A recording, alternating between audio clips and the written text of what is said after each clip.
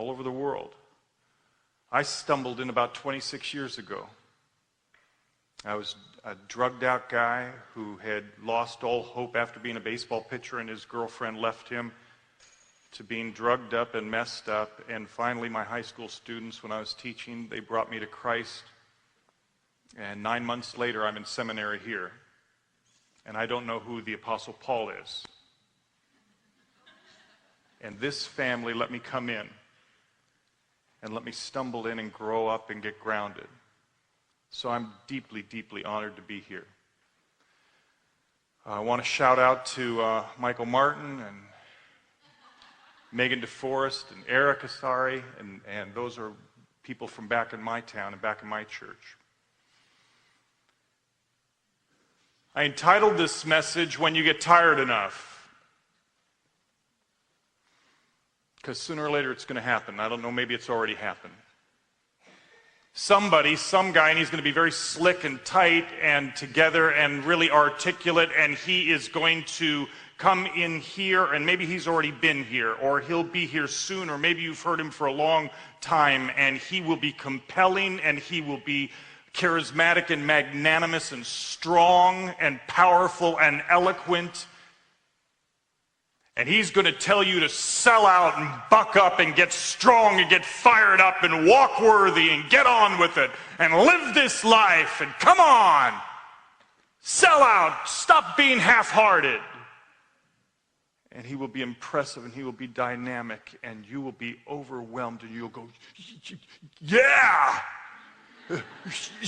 Yeah, I'm going to do that. All right.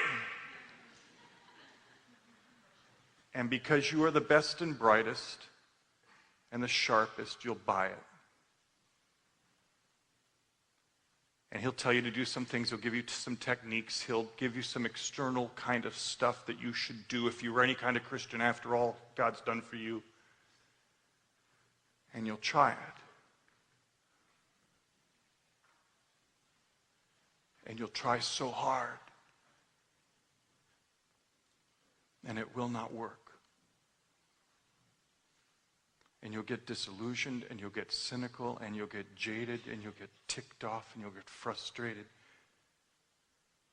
And here's this really tragedy. You'll start to think that God doesn't work. And then you'll cover up. And you'll hide, and you'll bluff, and you act like, hey, I'm doing great. Yes, sirree, Bob Diddley. We're, woo!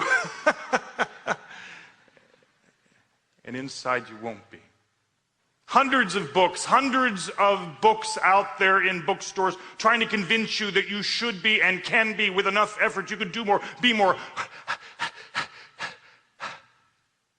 And you'll become suckers for those who will bring all sorts of hype and technique and death to self sounding things that you can do if you really want to be a sold out man or woman of God. Somewhere, you guys, now it's enough. You're not kids anymore. This is not your parents' faith anymore. This is your faith. Somewhere, somebody is going to come to you and you're going to have to decide, am I going to be sanctified? Am I going to grow up by the flesh and works, or by grace and identity in Christ? And until you decide that, you will be a sucker for all those guys who come in. I went to a great seminary. I went to Talbot, several hundred yards away.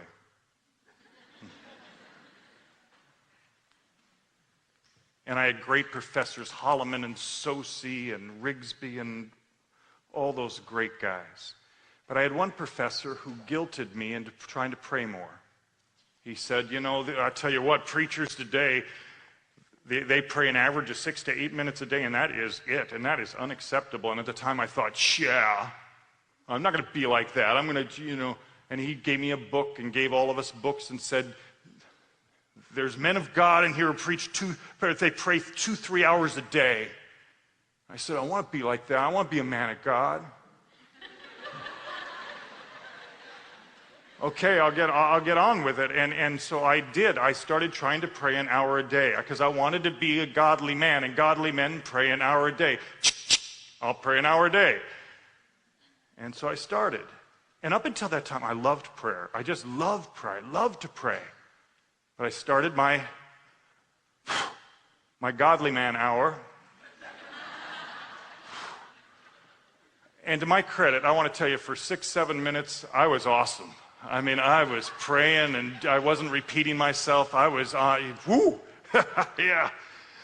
At about 10 minutes, it got ugly.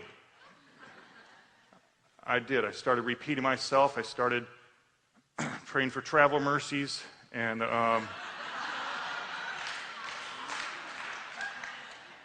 several unspoken requests came in at that time. Started going to other countries around the world and by name, you know, going to Taiwan. I want to pray for Ling Chow. I don't know if there is a Ling Chow, but if there is,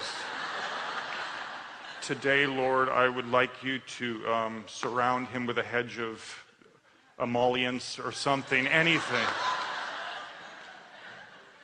And I'm looking at my watch and I'm going, I hate this! Because I did it. I bought into it.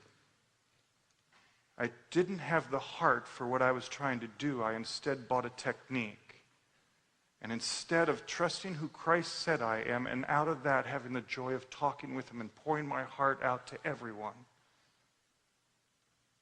I learned to bluff and start to play a religious man that was not me. And I'm just now, years and years and years later, crawling out of that mess. Are you a saved but largely unchanged disappointment to God? Or are you a non-condemned, adored new creature with Christ in me? It'll change everything.